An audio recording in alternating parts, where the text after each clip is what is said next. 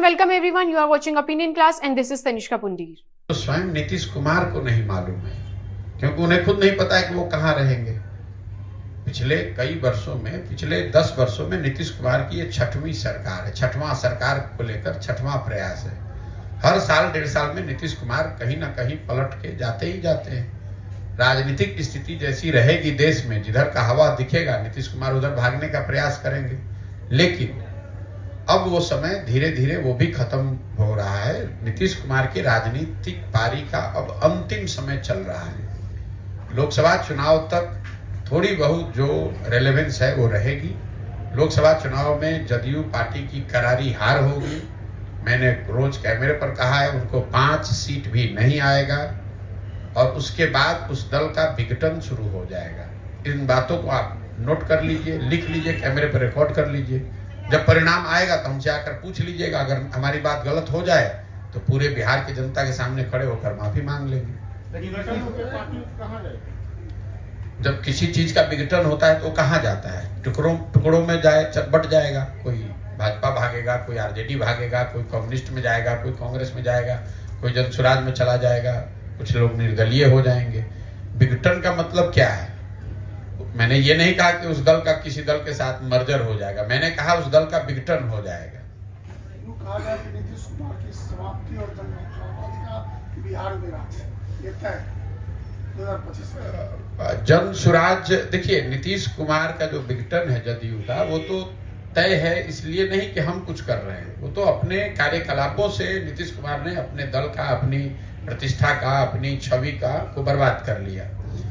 जहां तक 2025 के और जनसुराज का बात है, मैं आपको एकदम विश्वास से ये कह सकता हूं कि जनता में यहाँ अंदर से बहुत भारी लोगों के बीच में एंग्जाइटी है। लोग चाहते हैं कि यहाँ बदलाव हो, उनको रास्ता नहीं दिख रहा है। अगर जनसुराज में वो ईमानदार प्रयास जो शुरू हुआ है, ये अगर हम लोग करते रहेंगे, प्रयास जारी रहेगा, तो आप निश्चित जानिए 50% से ज्यादा लोग बिहार में नए दल को, नए विकल्प को स्वीकार करने के लिए तैयार बैठे हुए हैं। और बिहार को जीतने के लिए 30%, 35% वोट चाहिए। भाजपा, जिसको आप बहुत बड़ा दल मानते हैं, उसको पिछले विधानसभा चुनाव में 19.6% वोट आया था। मतलब 20% बिहार के लोगों ने भाजपा को विधानसभा चुनाव में वोट दिया था, पिछले विधानसभा चुनाव में। मैं कह रहा हूं कि 50% से ज्यादा बिहार का आदमी नया दल बनाना चाहता है, नया दल, नया विकल्प चाहता है। लोग यहाँ त्रस्त हैं क्योंकि लोगों ने सभी दलों को देख लिया। 32 साल से लालू नीतीश को देखा, लेकिन उसके साथ साथ 10 बरस से भाजपा को भी देखा। भाजपा भी तो यहाँ शासन में रही है, भाजपा भी तो देश में शासन में है। मोदी जी तो हैं ना प्रधानमंत्री 10 बरस से। उससे बिहार में क्या सुधार हो गया? दरभंगा, मधुबनी, चंपारण में कौन सा चीनी मिल चलने लगा? कौन सा उद्योग लग गया? कौन सा पलायन रुक गया? कौन सी गरीबी खत्म हो गई? तो लोग इस बात को समझते हैं। मजबूरी लोगों की यह है कि उनके पास कोई विकल्प नहीं था। अगर कोई विकल्प दिखेगा तो आपको वो आंधी लहर, जो भी शब्द प्रयोग आप करना चाहते हैं, वो आपको 25 के चुनाव में दिखेगा। अब हम जानते नहीं कि चुनाव 25 में होगा, चुनाव उससे पहले भी हो सकता है। 24 के चुनाव में जिस प्रकार से केंद्र की सरकार कॉर्पोरेट और महंगाई को लेकर जनता के बीच में जो सवाल बना हुआ है, क्या लगता है कि 24 में वापस आएगी? देखिए, ऐसा है, मैं उन नेताओं में से नहीं हूं जो रोज रोज चुनाव के बारे में भविष्यवाणी करते हैं। मैंने जीवन में एक बार कहा कि बंगाल में भाजपा नहीं जीतेगी, 100 से कम सीट आएगा। पूरे देश के लोगों ने कहा नहीं, बंगाल में तो भाजपा जीत रही है। जब परिणाम आए तो आपने देखा भाजपा को 77 सीट आया। मैं बिहार के नजरिए से, 24 के नजरिए से इतना कह सकता हूं कि एक दल जो सबसे बड़ी हार जिसको होगी वो है जदयू, उसको 5 सीट नहीं आएगा। बाकी किसको कितना सीट आएगा नहीं आएगा, ये ना मेरा विषय है, ना मैं उस पर कोई टिप्पणी करना चाहता हूँ। महागठबंधन का जो भविष्य खतरे में, क्योंकि जदयू, आरजेडी और अखिलेश यादव लोकसभा से पहले सीट बंटवारे की बात कर रही है। ऐसे में गठबंधन का क्या होगा? भाई, गठबंधन का कोई भविष्य कभी था ही नहीं। गठबंधन क्यों बनाया गया, पहले आप ये समझिए। नीतीश कुमार को आप जितना समझते हैं उससे कम हम भी नहीं जानते हैं।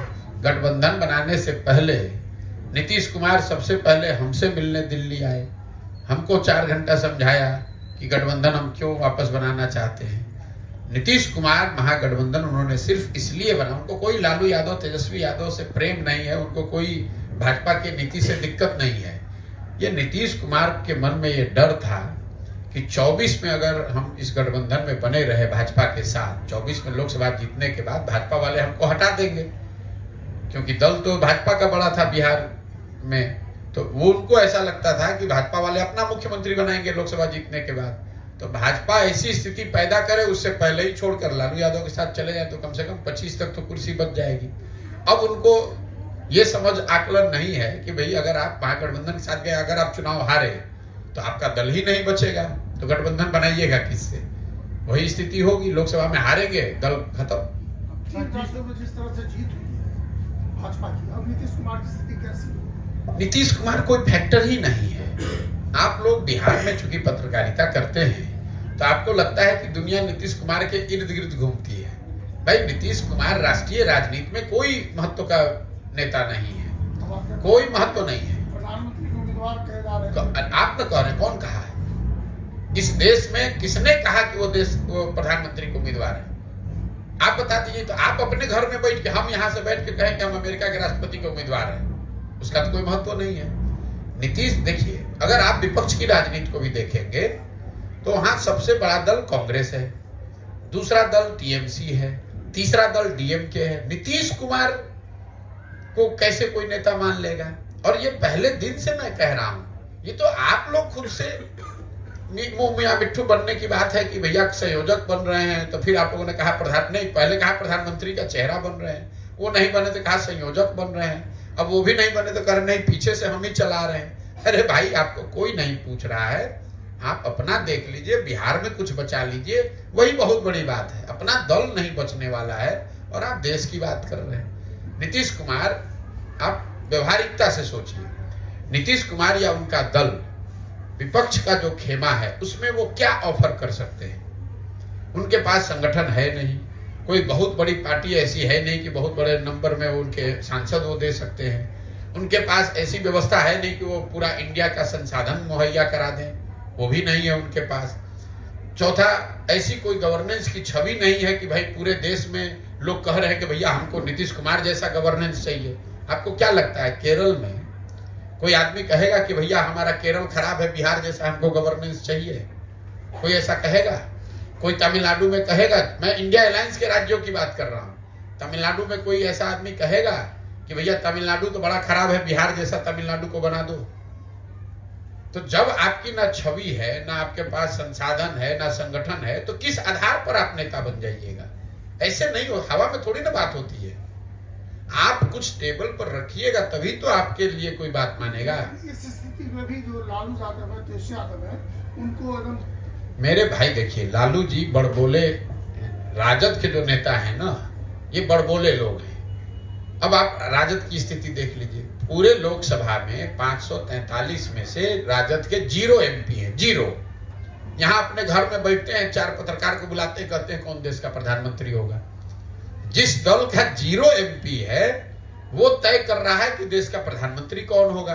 लेकिन नीतीश कुमार को तो वही लालू जी, वही तेजस्वी एकदम बड़ा बना रहे हैं। आप कितना जानते हैं नीतीश कुमार और लालू यादव? हमसे ज्यादा नहीं ना जानते हैं।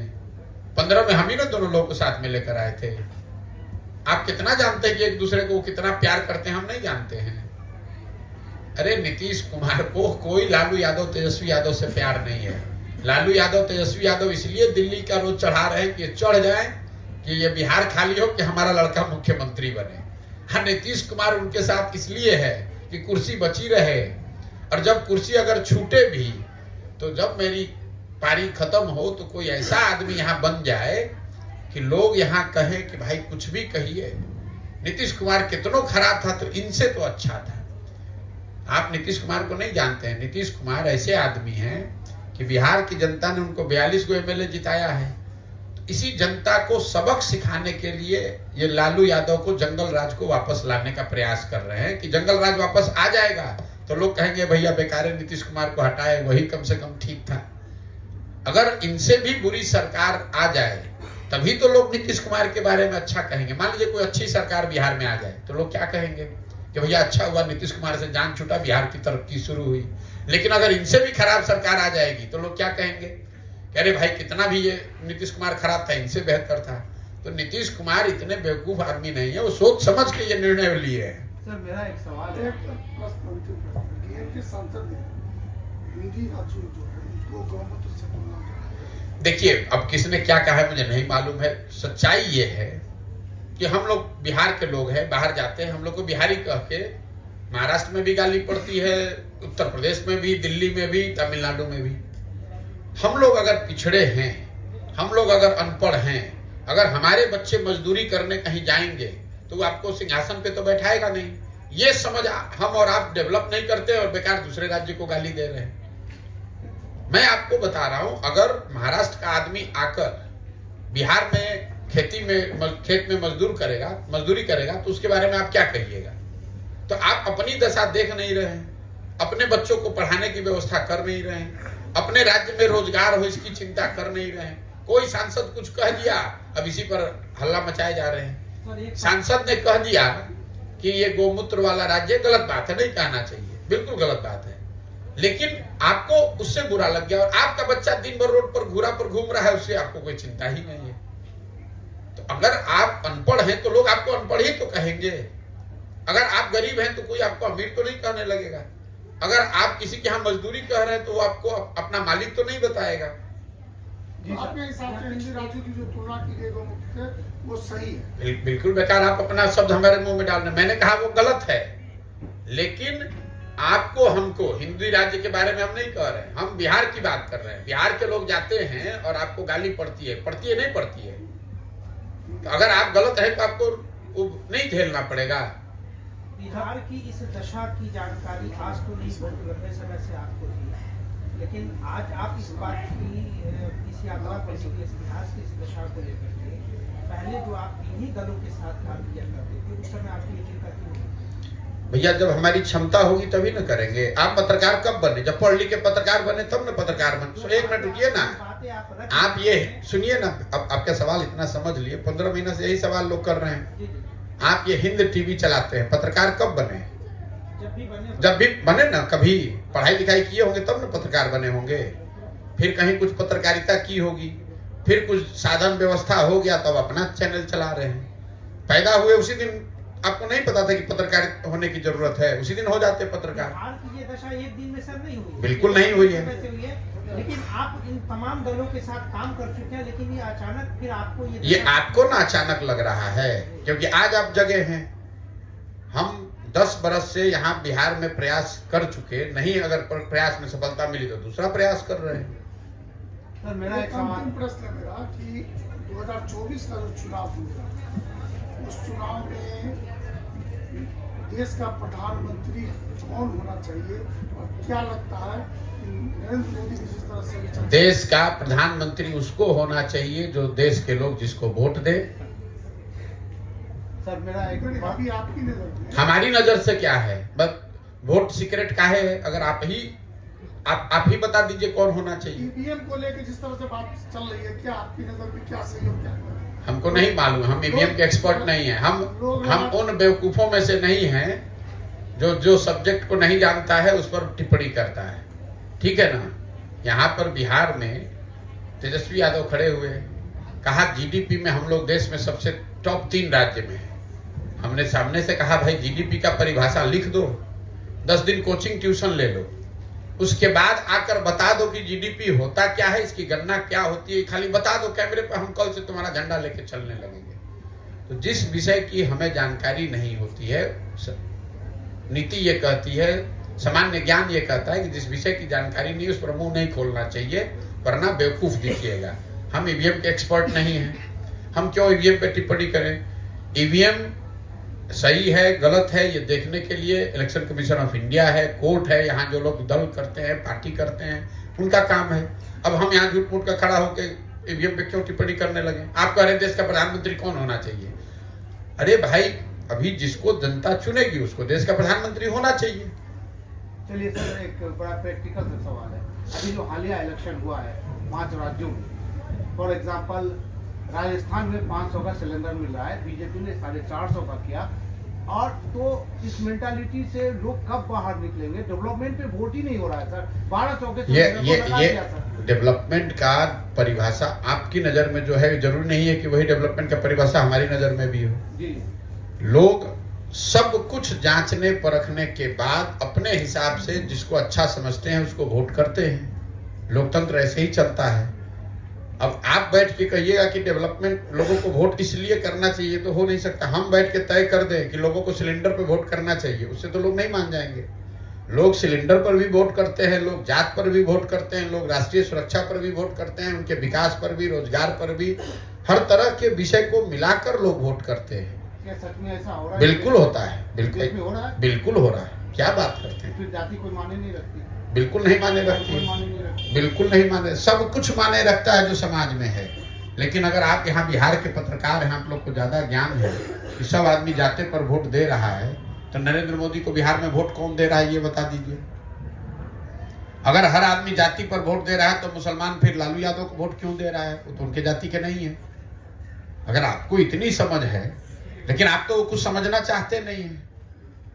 दिक्कत यह है कि लोग अपनी मानसिकता बनाकर बैठे हुए हैं ना। आप कुछ सामने दिख रहा है आंकड़ा आपको कि भाई 20% मुसलमान तो आरजेडी को वोट कर रहा है। आरजेडी तो उनके जाति की पार्टी नहीं है, क्यों वोट कर रहा है? फिर भी आप कहेगा सब यहाँ जातीय पर वोट दे रहा है। लोकसभा में 30-35% बिहार के लोगों ने मोदी को वोट कर दिया। मोदी के जाति का तो उसमें कोई आदमी नहीं है, फिर भी आप कहिएगा जाति पर वोट पड़ रहा है। तब इसको आप, जब भाई किसी का आंख बंद है तब ना उसको खोलिएगा। जो जग रहा है, आंख खुला हुआ और अंधा की तरफ भी सवाल कर रहा है, तो उसको क्या कर सकते हैं? आपके कहने से नहीं ना मान लेंगे। आपके कहने से इसलिए नहीं मानेंगे कि सच्चाई उससे उलट है। आंकड़े जो आप कह रहे हैं उससे उलट है। अगर सरकार के सिलेंडर बांटने से ही सरकार जीत जाती, तो जो लोग भी सरकार में वो सिलेंडर कम पैसे में बांटा वो जीत के आ जाता। लेकिन जनता उससे ज्यादा होशियार है। वो सिलेंडर 500 चाहती है, उसके साथ और भी कुछ चाहती है। ठीक है।